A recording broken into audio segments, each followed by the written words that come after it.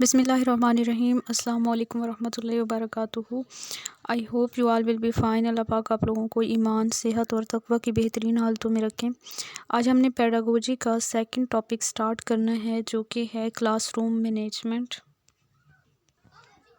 उससे पहले मैं आप लोगों को बताती चलूँ कि अगर आप किसी भी कॉम्पिटिटिव एग्ज़ाम की तैयारी कर रहे हैं तो साइंस प्लस एकेडमी के प्लेटफॉर्म से हम डिफरेंट टेस्ट की तैयारी करवा रहे हैं, जिसमें हमारे फ्री सेशंस भी शामिल हैं। तो आप हमारा व्हाट्सएप ग्रुप ज्वाइन कर सकते हैं और अपनी तैयारी को और बेहतर अंदाज से कंटिन्यू कर सकते हैं, जिसके लिए आप डिस्क्रिप्शन में जाके डिटेल्स देख के हमसे रब्ता कर सकते हैं।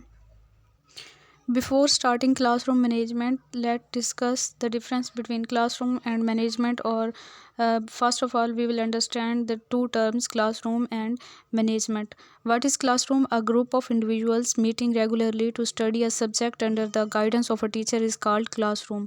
And what is management? The art of planning, organizing, leading and controlling of human and other resources to achieve desired goals effectively and efficiently is called management। ठीक है, इसमें हमारे पास जो मेन टर्म्स आ रही हैं ये आपने याद रखनी है कि मैनेजमेंट में प्लानिंग, ऑर्गेनाइजिंग, लीडिंग और कंट्रोलिंग, ये चार चीज़ें आ जाती हैं। मीन के मैनेजमेंट में सब कुछ ही आ जाता है कि क्लासरूम में जब एक टीचर जाता है तो उसे सब कुछ मैनेज करना पड़ता है। क्लासरूम की तरतीब देखनी पड़ती है। मीन के फ़िज़िकली अगर हम देखें तो जो सीटिंग है उसके लिहाज से डेस्क वगैरह या चेयर्स जो हैं उनकी तरतीब सेट करनी पड़ती है अपने लिहाज से। जो भी वो सब्जेक्ट टीचर ने पढ़ाना है तो उस सब्जेक्ट के लिहाज से हम अरेंजमेंट चेंज कर सकते हैं या फ़िज़िकल अरेंजमेंट को ऑर्गेनाइज़ कर सकते हैं। इसके अलावा जो है प्लानिंग में ये भी आ जाता है कि एक टीचर जो है वो अपने लेक्चर को किस तरह से तैयार करता है। प्री प्लानिंग बहुत ज़रूरी होती है किसी भी लेक्चर की डिलीवरी से पहले। और लीडिंग मीन कि एक टीचर जो है वो लीड कर रहा होता है तो वो हर लिहाज से क्लास को कंट्रोल करेगा, लीड करेगा और स्टूडेंट्स के माइंड को उस लेवल पर लेके आएगा कि जो टीचर ने पढ़ाना है स्टूडेंट उसी के लिहाज से सोचें। मीन कि कोई भी स्टूडेंट जो है वो क्लास में मौजूद होते हुए कहीं बाहर ना हो। मीन कि मेंटली भी और फिज़िकली हर लिहाज से जो है वो स्टूडेंट अपनी क्लास में प्रेजेंट हों। और टीचर जो है वो क्लास को कंट्रोल भी करता है। मीन के अगर स्टूडेंट्स का जो बिहेवियर है और जो उनकी थिंकिंग है उनको एक मॉडिफाई किया जाता है ख़ास पैटर्न में, तो ये सारी चीज़ें जो है हमारे पास मैनेजमेंट में आ जाती हैं, ताकि जो है वो अपने गोल्स को अच्छे तरीके से अचीव किया जा सके। Primary purpose of classroom management is to get control on students. Primary purpose जो होता है क्लासरूम मैनेजमेंट का वो स्टूडेंट्स पे कंट्रोल हासिल करना होता है, ताकि लर्निंग का प्रोसेस जो है वो स्मूथली चल सके और एक बेटर वे में लर्निंग हो सके। Classroom management is an indicator of student success. Classroom management जितनी अच्छी होगी स्टूडेंट उतने ज़्यादा बेटर वे में लर्न कर सकेंगे और वो उतने ज़्यादा कामयाब हो सकेंगे।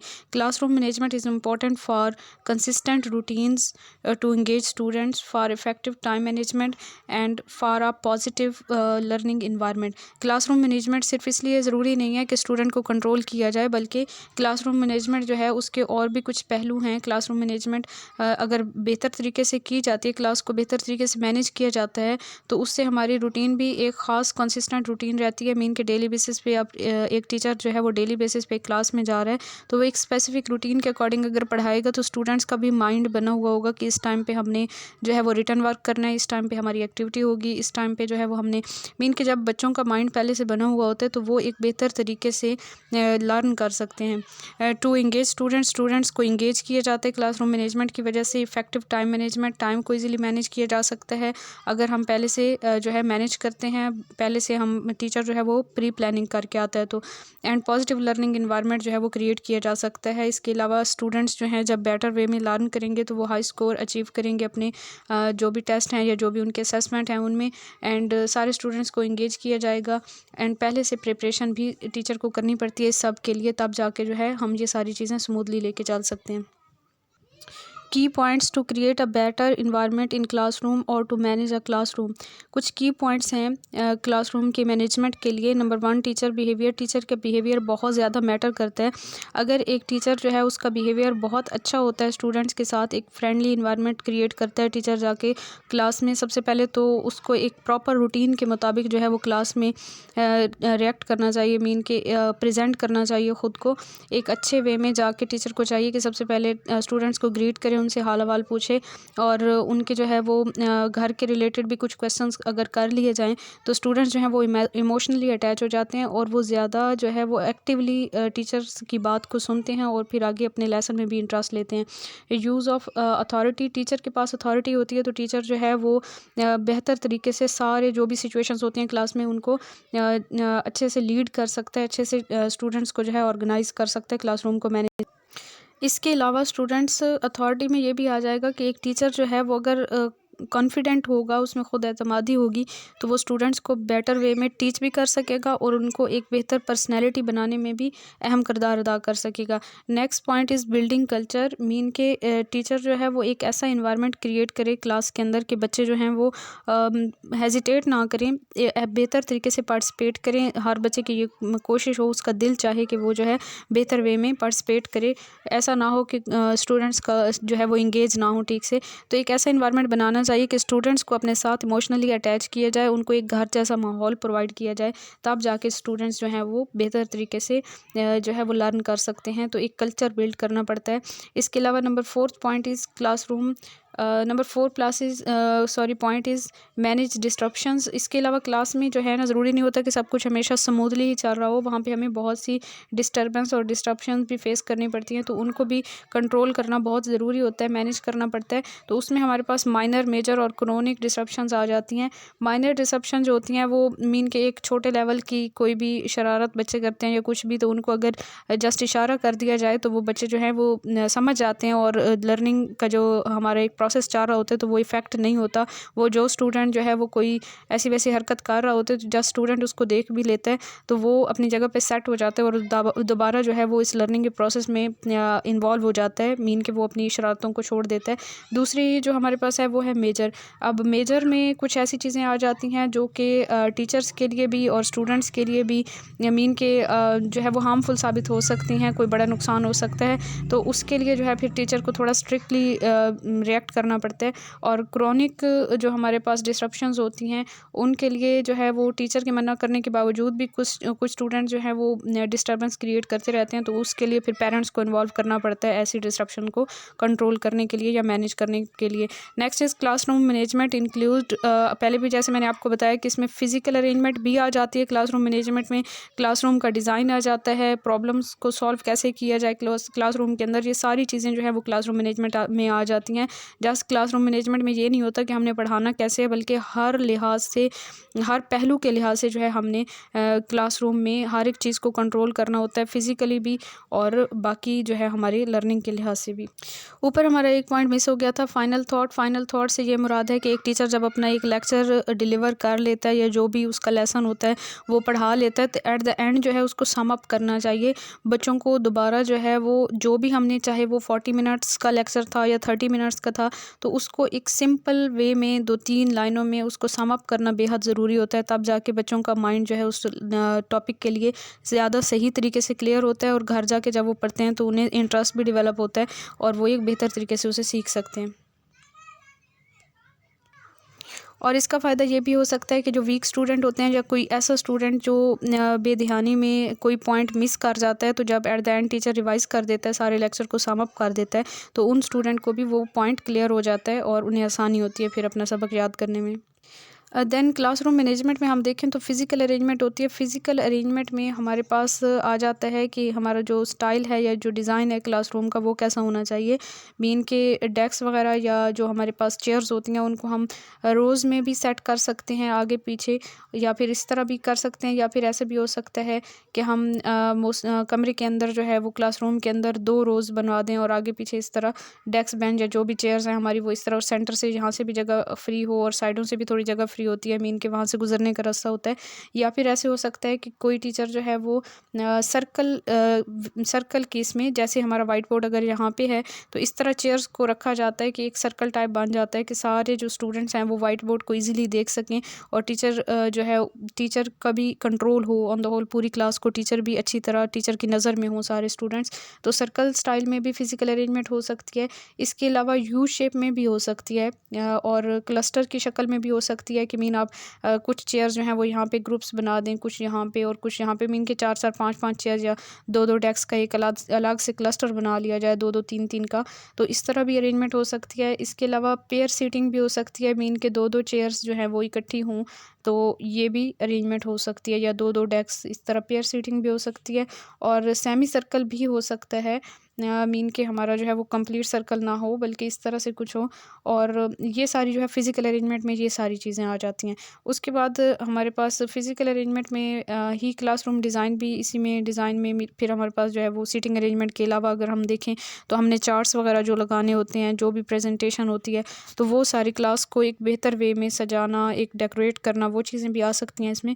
सॉल्विंग प्रॉब्लम इन क्लासरूम में ज़रूरी नहीं होता कि सब कुछ स्मूथली चले, जो भी problems on the spot create हो रहे होते हैं, तो एक टीचर को इतना एफिशिएंट होना चाहिए कि वो उन प्रॉब्लम्स को ईज़िली कुछ ही टाइम में, थोड़े टाइम में जो है वो मैनेज कर ले, ताकि लर्निंग के प्रोसेस पे कोई इफ़ेक्ट ना हो। तो ये सारी चीज़ें जो हैं वो टीचर को पहले से जो है अपने माइंड में ये चीज़ें रखनी होती हैं कि अगर उसी टाइम कोई प्रॉब्लम क्रिएट होता है तो उसको किस तरह से मैनेज करना है। A teacher needs to be skilful to be more effective and efficient. एक टीचर को स्किलफुल होना पड़ता है ताकि वो ज़्यादा इफ़ेक्टिव और एफिशिएंट हो सके। अगर टीचर स्किलफुल होगा तो टाइम भी बेटर वे में वो मैनेज कर सकेगा और लर्निंग भी अच्छी होगी, और जो भी सिलेबस वो पढ़ा रहा होगा उस सिलेबस को भी टाइमली वो कवर करवा लेगा। देन हमारे पास आ जाती हैं basic teaching skills which a teacher must acquire to manage classroom in best way. These are basically 4 skills. Number 1 is teaching skills, number 2 conceptual skills, number 3 human skills and number 4 communication skills. इनके name से भी हमें काफ़ी हद तक समझ आ जाती है। इनको मज़ीद भी थोड़ा सा एक्सप्लेन कर लेते हैं। जो हमारे पास टीचिंग स्किल्स हैं उसमें आपने 4 पीज़ याद रखने हैं। 4 पीज़ जो हैं वो हमारे पास क्या हैं टीचिंग स्किल्स में, वो हैं जी फ़र्स्ट ऑफ़ ऑल है प्लानिंग, बल्कि सबसे पहले होगा प्रिपरेशन, ठीक है। पहला पी जो है उससे मुराद है प्रिपरेशन, और दूसरा पी जो है हमारे पास उससे मुराद है प्रेजेंटेशन। प्रिपरेशन मीन के एक टीचर को पहले से अपने लेसन को प्रिपेयर करना चाहिए, लेसन प्लानिंग करनी चाहिए। प्रेजेंटेशन सेकंड इज़ प्रेजेंटेशन, एक टीचर को पहले से माइंड बनाना पड़ता है कि मैंने अपने लेक्चर को किस तरह से प्रेजेंट करना है, कितना टाइम जो है वो एक्टिविटीज़ के लिए रखना है, कितना टाइम एक्सप्लेनेशन के लिए, कितना टाइम जो है असेसमेंट के लिए रखना है। ये सारी चीज़ें जो है वो प्रेजेंटेशन के लिहाज से एक टीचर को पहले से अपने माइंड में ये चीज़ें फ़िक्स करनी होती हैं। देन इज़ प्रैक्टिस जो है वो प्रैक्टिस में आ जाता है कि स्टूडेंट्स को किस तरह से इन्वॉल्व करना है अपने लेक्चर में, और किस तरह से जो है वो अपने लेसन को एक बेहतर वे में लेके चलना है। उसके बाद जी प्रोडक्शन आ जाता है। प्रोडक्शन में हमारे पास आ जाता है कि रिज़ल्ट जो स्टूडेंट से हमने लेने हैं तो वो किस तरह से प्रोडक्टिव रिज़ल्ट्स जो है वो हम ले सकते हैं। तो 4 पीस होती हैं टीचिंग स्किल्स में। इन पे अगर टीचर की कमांड होती है तो फिर वो टीचर बेटर वे में मीन कि उसकी टीचिंग स्किल्स जो हैं वो अच्छी हैं। टीचिंग स्किल में बेसिकली पेडागोजिकल स्किल्स आ जाती हैं। ये 4 पीस तो आप लाजमी याद रखेंगे। इसमें लेसन प्लानिंग आ जाता है, करिकुलम आ जाता है, मीन के सिलेबस को टाइमली कवर करवाना है और बेटर वे में बच्चों को समझाना है, कॉन्सेप्ट सारे क्लियर करवाने हैं। इसके अलावा SLOs आ जाते हैं, असेसमेंट्स आ जाती हैं, और बाकी एक्टिविटीज़ वगैरह और राइटिंग और बाकी सारा कुछ जो है हमारे पास, जो भी स्टूडेंट्स ने याद कैसे करना है, स्टूडेंट ने किस तरह से स्टूडेंट को कंसेप्ट क्लियर करवाना है, किस तरह से उन्हें इंगेज करना है, ये सारी स्किल्स जो हैं ये टीचिंग स्किल्स में आ जाती हैं। और कॉन्सेप्चुअल स्किल्स हैं सेकंड हमारे पास। कॉन्सेप्चुअल स्किल जो हैं, सबसे पहले हमें ये पता होना चाहिए कि कॉन्सेप्ट क्या होता है। कॉन्सेप्ट जो होता है वो एक इमेज होता है माइंड के अंदर, जो एक क्लियर इमेज होता है किसी चीज़ का हमारे माइंड में, उसको हम कॉन्सेप्ट कहते हैं। और क्लासरूम में दाखिल होने से पहले एक टीचर को अपने माइंड को क्लियर करना पड़ता है, तब जाके वो स्टूडेंट्स के कॉन्सेप्ट्स को क्लियर कर सकता है।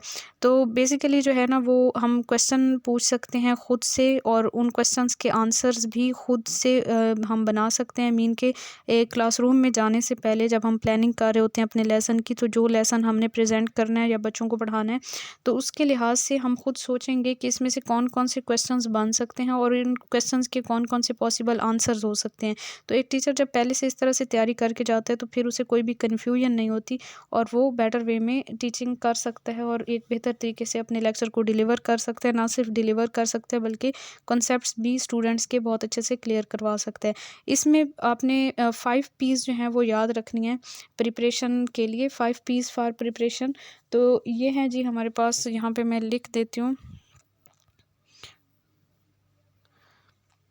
Prayer preparation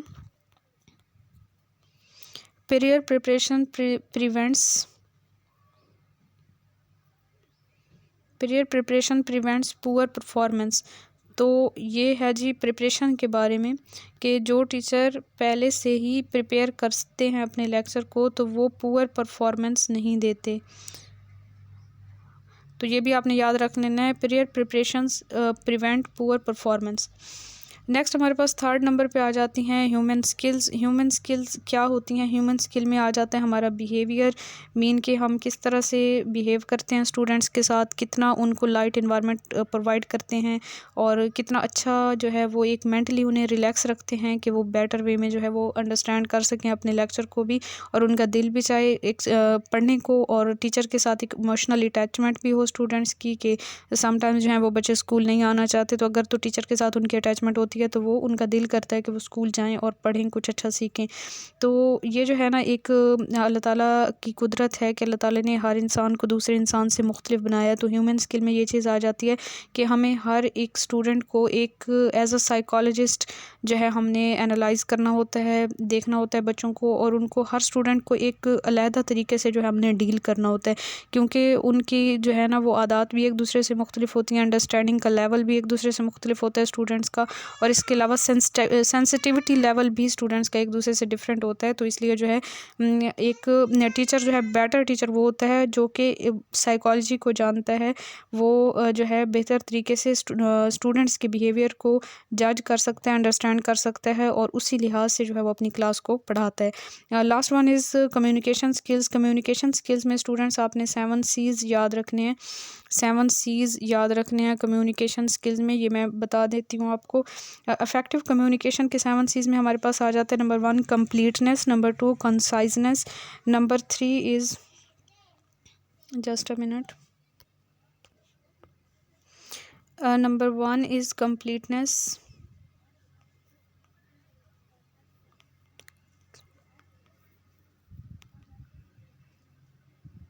number 2 is conciseness,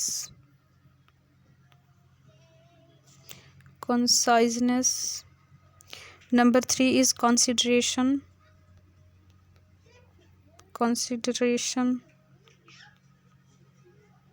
number 4 is clarity। अब इनको पहले हम देख लें। तो कंप्लीटनेस में हमारे पास आ जाता है कि हमें अपना जो भी प्रोसेस हमने टीचिंग का स्टार्ट किया है उसको एक बेहतर तरीके से स्टार्ट करना चाहिए और फिर उसको एक अच्छे अंदाज में कंप्लीट करना चाहिए। मीन कि उसमें सब कुछ आ जाता है, हमने कॉन्सेप्ट भी क्लियर करवाए, हमने स्टूडेंट्स को इंगेज भी किया, हमने असेसमेंट भी ली, फॉर्मेटिव असेसमेंट, और इसके अलावा एट द एंड जो है हमने अपने लेक्चर को सम अप भी किया। तो ये सारी चीज़ें जो है वो कंप्लीटनेस में आ जाती हैं। कंप्लीटनेस के बाद हमारे पास सेकंड नंबर पे आ जाता है कंसाइजनेस। कंसाइजनेस का मतलब होता है कि हमने कम अल्फाज में बेहतर एक्सप्लेनेशन दी, और जो है ना ख़ास तौर पे छोटे बच्चों के लेवल के लिहाज से अगर देखा जाए तो अगर हम छोटी क्लासेस को पढ़ा रहे होते हैं तो अगर उन्हें बहुत लंबा लेक्चर दे दिया जाता है या कोई बात जो है वो 5-6 सेंटेंसेस में समझाई जाए तो वो उनके ऊपर से गुजर जाती है, बल्कि उन्हें अगर एक सिंपल से सेंटेंस में एक बात को समझाया जाए तो वो उस चीज़ को पिक भी करते हैं और उन्हें अच्छे से समझ भी आ जाती है। थर्ड नंबर पे हमारे पास आ जाता है जी कंसिडरेशन। कंसिडरेशन में हमारे पास आ जाता है कि हम जो है अपनी ऑडियंस को कंसिडर करें कि हमारे सामने जिस लेवल के स्टूडेंट्स हैं हम उनको उसी लेवल पे जाके पढ़ाएं, बल्कि ऐसा ना हो कि हम जो है वो बच्चे हमारे पास 2 क्लास के बैठे हैं और हमको उनको इस तरह डील कर रहे हैं कि वो 10th क्लास की जो है ना स्टूडेंट्स जो हैं उनकी तरह डील करें। तो इस तरह नहीं होता, इस तरह जो है वो ज़्यादा अच्छे तरीके से सीख नहीं सकते। तो कंसिडरेशन में हमारे पास आ जाता है कि हमारे स्टूडेंट्स जिस लेवल के हैं हम उस लेवल पे जाके उनको टीच करें। Next one is clarity. Clarity में हमारे पास आ जाता है कि एवरीथिंग जो है वो हमें क्लियर होनी चाहिए, हर कॉन्सेप्ट को अच्छे तरीके से क्लियर किया जाए ताकि किसी किस्म का कोई डाउट ना रह जाए।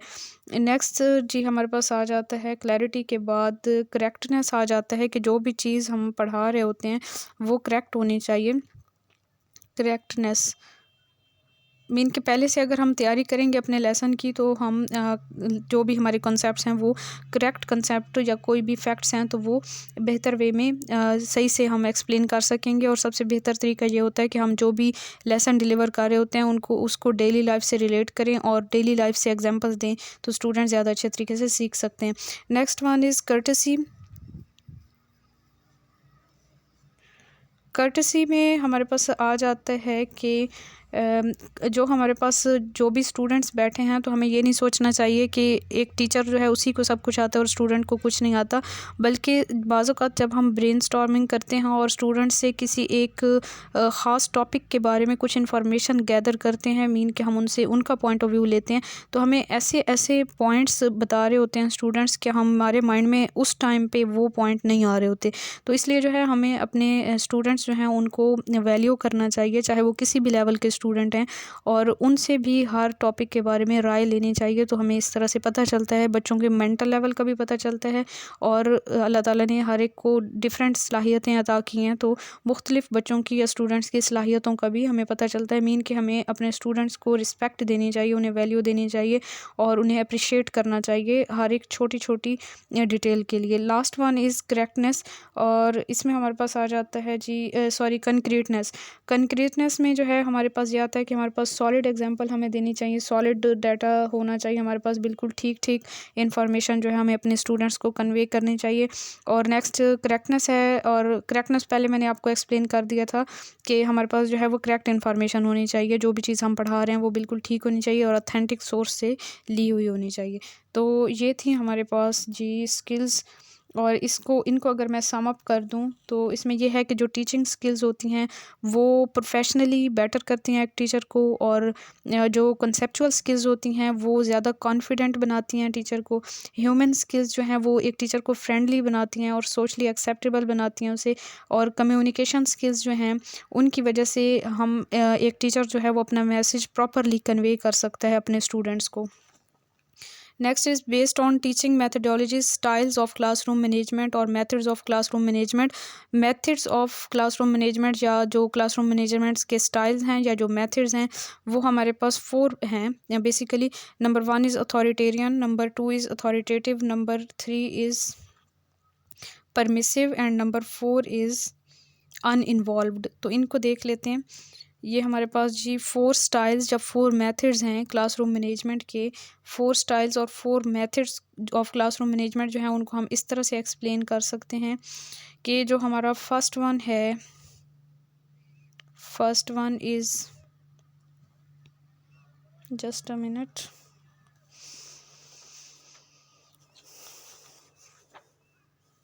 इनके वैसे नेम से भी काफ़ी हद तक समझ आ रही होगी आपको कि ये स्टाइल्स या जो मेथड्स हैं क्लासरूम मैनेजमेंट के वो हमें क्या बता रहे हैं। इनको मज़ीद भी मैं थोड़ा सा एक्सप्लेन कर देती हूँ। फर्स्ट हमारे पास है authoritarian style of classroom management. तो अथॉरिटेरियन में हमारे पास क्या आ जाता है, इसको हम इस तरह एक्सप्लेन कर सकते हैं कि इस साइड पे जो है मैं आपको बता रही हूँ ये लो लेवल के जो हैं वो हैं, और सेकंड जो हमारे पास राइट साइड पे है ये हाई है, यहाँ पे लो, और यहाँ पे जो है वो हाई आ जाएगा। तो फर्स्ट हमारे पास है अथॉरिटेरियन। Number 1 authoritarian. अथॉरिटेरियन जो है ये कैसा होता है स्टाइल क्लासरूम मैनेजमेंट का, ये कैसा स्टाइल होता है स्टूडेंट्स क्लासरूम मैनेजमेंट का जिसमें टीचर जो होता है वही आल इन ऑल होता है। मीन के टीचर जो है वो बॉस होता है और स्टूडेंट्स जो हैं वो पैसिव होते हैं, इसमें टीचर एक्टिव होता है। इसमें बेस्ट एग्जाम्पल जो है वो हमारे पास लेक्चर मेथड की आ जाती है। ठीक है, बेस्ट एग्जाम्पल लेक्चर मेथड की आ जाती है। लेक्चर मेथड से आपके माइंड में ये वाला पॉइंट क्लियर हो गया होगा कि अथॉरिटेरियन कैसा स्टाइल हो जाता है। ये ऑटोक्रेटिक होता है बेसिकली। इसमें स्ट्रिक्ट रूल्स होते हैं जिनको स्टूडेंट्स को फॉलो करना होता है और स्टूडेंट जो हैं उन रूल से बाहर नहीं जा सकते। और ये डायरेक्टिव होता है, मीन के टीचर जो है वही डायरेक्शन दे रहा होता है, वही समझा रहा होता है, वही सब कुछ बता रहा होता है, और स्टूडेंट्स जो हैं इसमें ओबीडियंस शो करते हैं, ओबीडियंट स्टूडेंट्स होते हैं। और इसमें पनिशमेंट का रूल भी अप्लाई हो जाता है और रिजिड रूल्स जो हैं यहाँ पे अप्लाई होते हैं। तो ये बेसिकली अथॉरिटेरियन है। इसके अलावा नंबर 2 जो है वो हमारे पास आ जाता है अथॉरिटेटिव। अथॉरिटेटिव जो है इसमें टीचर और स्टूडेंट्स जो हैं वो दोनों ही ही एक्टिव होते हैं, ठीक है। इनके म्यूचुअल वे में जो है ये चलता है। अथॉरिटेटिव जो है हमारे पास स्टाइल होता है या मेथड होता है क्लासरूम मैनेजमेंट का, ये सपोर्टिव होता है, फ्लेक्सिबल होता है और डेमोक्रेटिक होता है। इसमें जो है वो स्टूडेंट्स को सपोर्ट किया जाता है, उनको अप्रिशिएट किया जाता है और स्टूडेंट्स भी इन्वॉल्व हो सकते हैं लेक्चर में, वो भी पार्टिसिपेट कर सकते हैं। Third one is permissive. जो थर्ड है वो हमारे पास है परमिसिव स्टाइल है या परमिसिव मेथड है, जो क्लासरूम मैनेजमेंट का मेथड है। इसमें ये नॉन डायरेक्टिव होता है। परमिसिव के नेम से ही पता चल रहा है कि स्टूडेंट्स को ही सारी परमिशन होती है, स्टूडेंट ऑल इन ऑल होते हैं, वही सारा कुछ कर रहे होते हैं। बहुत ही लीनियट होता है ये और इसमें कोई रूल्स नहीं होते, टीचर को कोई ख़ास रोल नहीं होता इसमें और टोटली जो है सब कुछ स्टूडेंट्स पे छोड़ दिया जाता है, तो ये परमिसिव होता है। और next last one number fourth is uninvolved. Uninvolved जो है ये नॉन इंटरेस्ट इसमें जो टीचर है इसका कोई इंटरेस्ट नहीं होता, इसके नेम से पता चल रहा है। और ये नेगलेक्टफुल इसको हम कह सकते हैं। टीचर जो है आप समझें कि एब्सेंट है या पैसिव है इसमें और ये जो है ये ज़्यादा अच्छा नहीं होता अनइन्वॉल्व्ड। और ये परमिसिव जो है ये भी इतना अच्छा नहीं है, लेकिन डिपेंड करता है कि हम कौन सा टॉपिक या कौन सा सब्जेक्ट पढ़ा रहे हैं, उसके लिहाज से फिर इन 4 स्टाइल में से कोई भी स्टाइल जो है वो फिट हो सकता है क्लासरूम मैनेजमेंट में। तो ये हमारे पास 4 स्टाइल्स थे, ये मैंने वैसे भी एक्सप्लेन कर दिए हैं, यहाँ से भी मैं रीड कर देती हूँ। अथॉरिटेरियन स्टाइल जो है ये इसमें लेक्चर मेथड होता है, ऑटोक्रेटिक होता है, टीचर बॉस होता है, रूल्स होते हैं, इसमें डायरेक्टिवनेस होती है, ओबीडियंस होती है, परमिशन होती है और रिजिड। ये एमसीक्यूज़ के लिहाज से ये जो की पॉइंट्स या की वर्ड्स मैंने लिखे हैं ये बहुत इंपॉर्टेंट हैं, ये आप याद कीजिएगा। एमसीक्यूज़ में कोई भी इनमें से एक वर्ड लेके और उस जो है उससे मुताबिक स्टाइल पूछा जा सकता है। अथॉरिटेटिव कौन सा होता है? सपोर्टिव होता है, फ्लेक्सिबल होता है, असर्टिव होता है, democratic, warm, teacher student centred होता है ये, या teacher student oriented. Permissive style जो है वो हमारे पास नॉन डायरेक्टिव होता है, ओवर इन्वॉल्व होता है, लीनियंट होता है, ब्लड रूल्स होते हैं और इंटेलिजेंट होता है, टोटली ऑन स्टूडेंट्स। अनइन्वॉल्व में नेगलेक्टफुल कह सकते हैं इसे, एब्सेंट होता है स्टूडेंट, टीचर पैसिव होता है और नो इंटरेस्ट ऑफ टीचर, और टीचर का इसमें कोई इंटरेस्ट नहीं होता। नेक्स्ट पेज पे हमारे पास लीडरशिप स्टाइल्स आ जाते हैं या टाइप्स ऑफ एडमिनिस्ट्रेशन हम कह सकते हैं। टाइप्स ऑफ एडमिनिस्ट्रेशन 3 टाइप की है, ऑटोक्रेटिक, डेमोक्रेटिक एंड लेसर। इसमें जो हमारे पास जो है ना ये 3 स्टाइल्स, इनको हम अपने क्लासरूम मैनेजमेंट के स्टाइल से अगर कंपेयर करें तो हम कह सकते हैं कि जो ऑटोक्रेटिक है वो अथॉरिटेरियन स्टाइल से रिलेट करता है, उससे रिजेंबल करता है। डेमोक्रेटिक जो है वो अथॉरिटेटिव स्टाइल से रिजेंबल करता है और लेसर फेयर जो है ये परमिसिव स्टाइल से रिजेंबल करता है। ये हमारे पास टाइप्स थी एडमिनिस्ट्रेशन की या लीडरशिप के स्टाइल्स थे, तो इनको भी बहुत अच्छे से आपने याद कर लेना है। नेक्स्ट हमारे पास आ जाते हैं जी इंपॉर्टेंट पॉइंट्स क्लासरूम मैनेजमेंट के लिहाज से। दूसरा नाम जो हम क्लासरूम मैनेजमेंट को दे सकते हैं वो है जी classroom leadership, classroom management. Second point है हमारे पास classroom management is multifaceted activity. Conflict की डेफिनेशन है कि ये स्ट्रगल होती है between peoples believe and ideas. Next father of modern theory of management, ये हमारे पास हैं जी हेनरी फॉयल और इनको हम ऑपरेशनल मैनेजमेंट थ्योरी भी इस थ्योरी को कहा जाता है। ऑटोक्रेटिक और अथॉरिटेटिव एडमिनिस्ट्रेशन स्टाइल जो है वो किस पे बेस करता है? डिक्टेटरशिप पे बेस करता है। Boss is right. अब मैंने आपको कहा था कि पीछे वो जो वर्ड्स हैं, जो की वर्ड्स हैं वो आपने याद रखने हैं, तो उसमें बॉस किस में आ रहा था? ये हमारे पास अथॉरिटेटिव स्टाइल में आ रहा था, अथॉरिटेटिव एडमिनिस्ट्रेशन में। अथॉरिटेरियन मेथड जो है अथॉरिटेरियन मॉडल जो है is more suitable for discipline. Authoritarian model जो है वो ज़्यादा डिसिप्लिन के लिए सूटेबल होता है।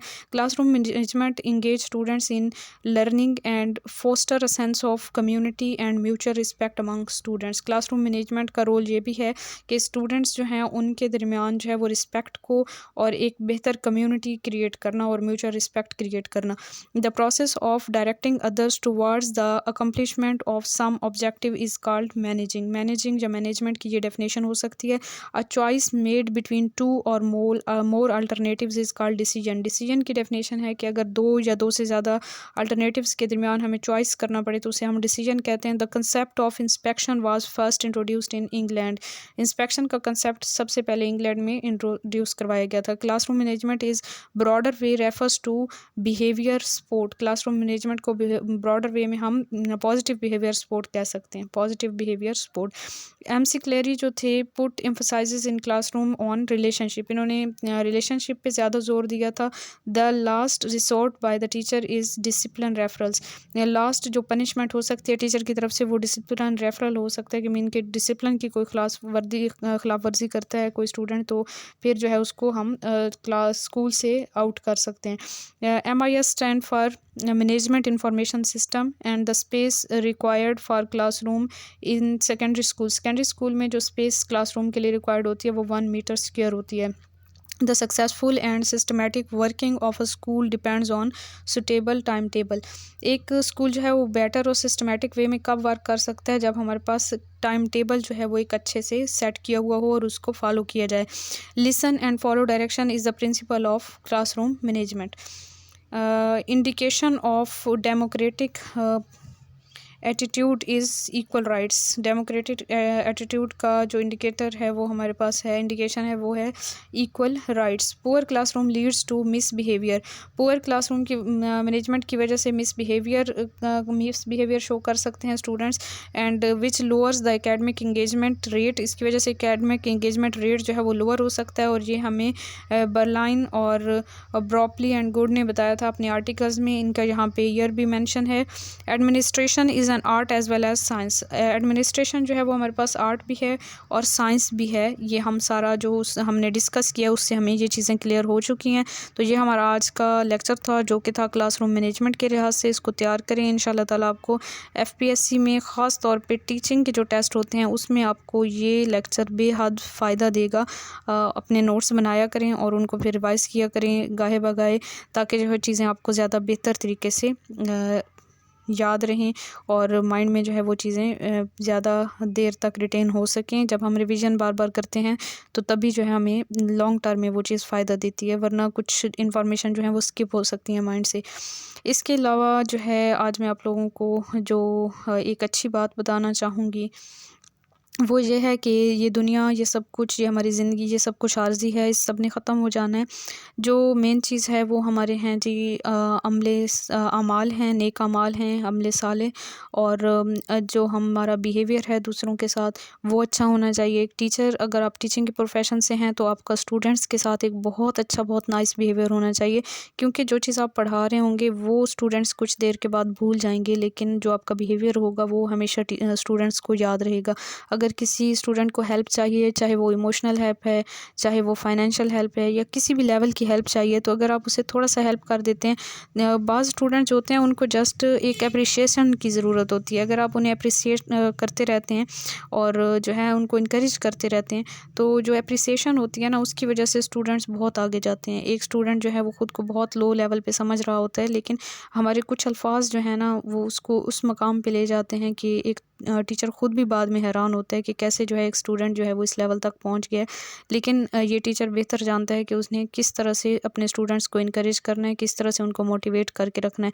तो ये डेली बेसिस की गेम होती है, ये एक दिन की स्पोर्ट से ये चीज़ नहीं चलती। ये सिस्टम जो है इसे डेली बेसिस पे जो है हमें करना पड़ता है, इसको जो है हमने चलाना पड़ता है। तो आप अगर टीचर हैं तो ये बहुत ज़रूरी है आपके लिए, और अगर वैसे टीचिंग के अलावा जो है कोई और बाकी इंडिविजुअल जो हैं वो मेरा लेक्चर सुन रहे हैं, तो उनके लिए भी यही नसीहत है कि वो अपने इर्द गिर्द के लोगों के साथ एक बहुत अच्छा बिहेवियर रखा करें, क्योंकि कोई पता नहीं होता कि ज़िंदगी किस लम्हे ख़त्म हो जाए। तो ये चीज़ें जो हैं हमारी हमेशा याद रहती हैं दूसरों को, और हम जब मौजूद नहीं होंगे तो हमारे बिहेवियर की वजह से ही हमें याद भी रखा जाएगा और दुआ भी दी जाएगी। अपनी दुआ में याद रखिए, अपना बहुत सारा ख्याल रखिए। जज़ाकल्लाहु खैरन कसीरा। अल्लाह हाफ़िज़।